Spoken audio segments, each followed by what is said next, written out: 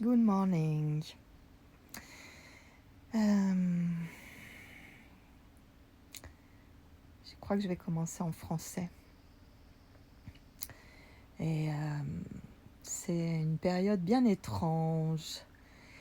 Hier, je suis rentrée d'une petite course vers 3 heures de l'après-midi et j'avais sommeil. Donc à 3 heures de l'après-midi, donc je me suis couchée tout simplement et j'ai dormi. J'ai dormi jusqu'à 3 heures du matin. Et j'ai dormi d'une façon étrange parce que je dormais et en même temps j'étais consciente dans le sommeil.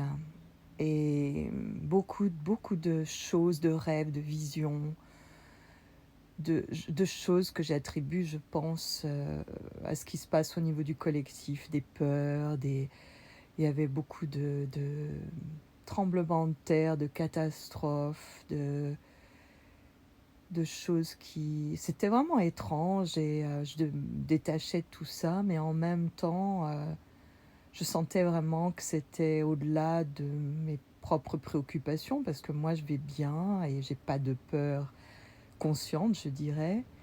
Euh, j'ai pas vraiment de raison d'avoir ce genre de situation. Et hier, au courrier, j'ai reçu ce que j'attendais depuis mi-mars, que j'avais commandé mi-mars en France, de l'argile verte. J'ai fait des cures d'argile verte dans le passé plusieurs fois. C'est des cures sur 3 semaines. Et ça, c'est assez formidable. D'ailleurs, le résultat se voit au niveau de la peau. Elle va devenir, au bout de 3 semaines, la peau devient très très hydratée, un peu verdâtre. Mais ça vaut vraiment le coup d'essayer. Donc là, quand je suis rentrée de mes nombreux voyages du début de l'année, avec tout ce qui s'est passé, je me suis dit, je vais me faire une cure d'argile verte. Mais j'en avais plus. Et celle que je prends, c'est celle qui est d'Argilès, qui est en France. Donc j'ai commandé sur Amazon et c'est arrivé seulement hier. Donc hier, j'ai vu ça aussi comme un bon signe. J'ai dit, chouette, je vais commencer ma cure. Donc quand je me suis réveillée à 3 heures du matin, je vais réaliser que je n'avais pas préparé mon verre d'argile. Donc je me suis levée, je me suis fait une tisane et j'ai préparé mon verre d'argile, d'eau argileuse, que je viens de prendre au réveil. Et puis j'ai répondu à quelques emails, quelques messages, posté quelques vidéos d'interviews que j'avais fait justement au Mexique et aussi ici la semaine dernière avec Miss Sayé. Et j'ai lu un peu et j'ai replongé. Et j'ai dormi, mais tellement profondément. Et je me réveille, là, il est 8h30 du matin.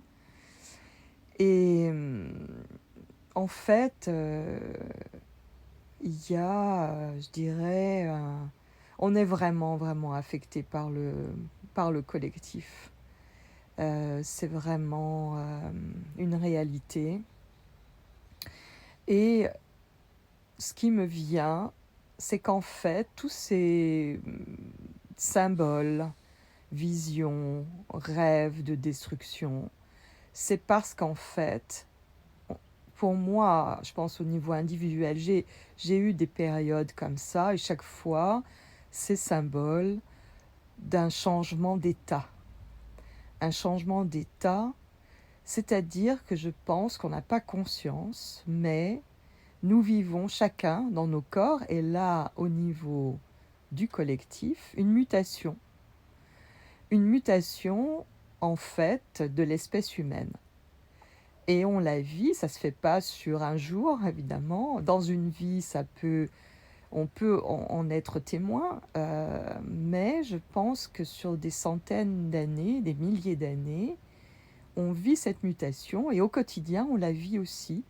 Et en ce moment, on est en train de la vivre au niveau du collectif par un événement qui est fort, bouleversant, déterminant dans comment on va continuer donc nos chemins individuels, mais aussi au niveau du collectif.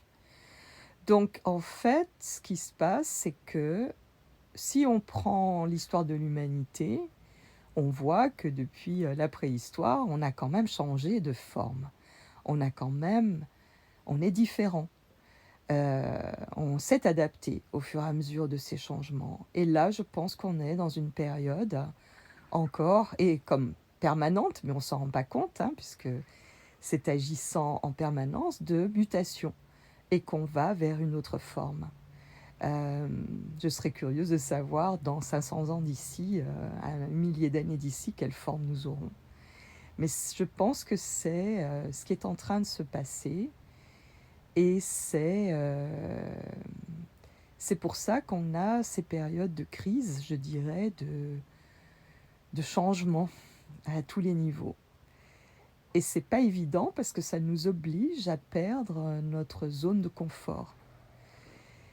Maintenant, le corps sait comment s'adapter. Le sommeil, c'est un des moyens réparateurs. C'est un des moyens aussi de puiser quelque part des forces sur d'autres plans de conscience, sur d'autres niveaux, de permettre au corps physique de se réparer en laissant le corps éthérique retisser le corps physique. C'est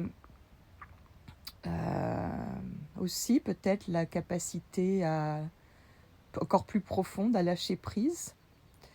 Mais je pense que tout ça, c'est très bien orchestré, qu'il faut faire confiance au processus, comme je l'ai toujours fait au cours des différentes épreuves qui sont passées dans ma vie. Et en fait, ça nous oblige à lâcher prise, laisser faire cette mutation, qui est une mutation génétique aussi, hein, une mutation au niveau de notre DNA, au niveau du plus profond de nous-mêmes. Et nos corps évoluent. Nos corps, notre forme change. Elle va changer, elle va évoluer. On va vers un autre état, mais on n'a pas on ne sait pas encore vers quel autre état. Quelque part, c'est fascinant. Dire quelque part, waouh, moi je suis curieuse. J'aimerais bien revenir et voir comment c'est. Bon, on peut dire il y a la réincarnation, il y a les voyageurs du corps, tout ça, on peut avoir une idée. Mais je pense qu'on vit une époque vraiment formidable, quoi. Et oui, je vois pleurer si besoin, tout à fait. Moi, il m'arrive très souvent au yoga, quand je suis vraiment intériorisée, d'avoir des grands lâchers émotionnels, des pleurs très profondes, mais je les prends comme c'est des états de grâce, en fait. C'est vraiment des états de grâce, et c'est possible d'accéder à ces états par l'intériorisation, le mouvement, aller dans le corps par le mouvement, dans le silence. Souvent, je mets de la musique en yoga, mais je fais souvent en silence. Et ça vraiment, ça participe au mieux-être, à être plus en contact et à encore laisser faire, laisser être, laisser être.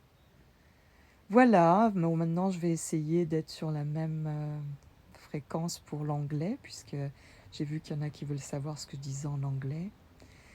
Et yes, I will do it in English now. Voilà.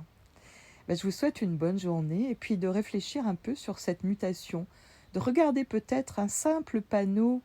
Vous connaissez tous ce panneau de l'homme qui est moi je crois pas trop dans l'évolution du singe à l'homme, mais de cette évolution de quand on marchait à quatre pattes et on s'élève. Donc on est dans cette élévation, et c'est d'ailleurs tout le sujet d'une de mes expos primordiales Ascension, au travers de la nature, que j'ai présenté en anglais il y a quelques semaines dans une vidéo et que j'ai pas eu le temps ou l'opportunité comme je voulais de la présenter en français. Mais c'est ça, donc ayez à l'esprit ce panneau des différentes étapes de l'homme depuis être à quatre pattes et se redresser, et imaginez quelle est l'autre étape, et même la dessiner, peut-être même la mettre sur papier, la visionner. Et ça peut permettre peut-être de lâcher prise aussi par rapport à ce qui se passe et de se resituer dans l'univers et dans l'époque, dans l'histoire de l'humanité, où est-ce que l'on est. Ça peut sembler abstrait, mais on ne peut pas euh, euh, occulter ça, c'est pas possible, quoi. Voilà, je vous souhaite une bonne journée et puis maintenant, bah, c'est le coup, c'est la partie pour les Anglais.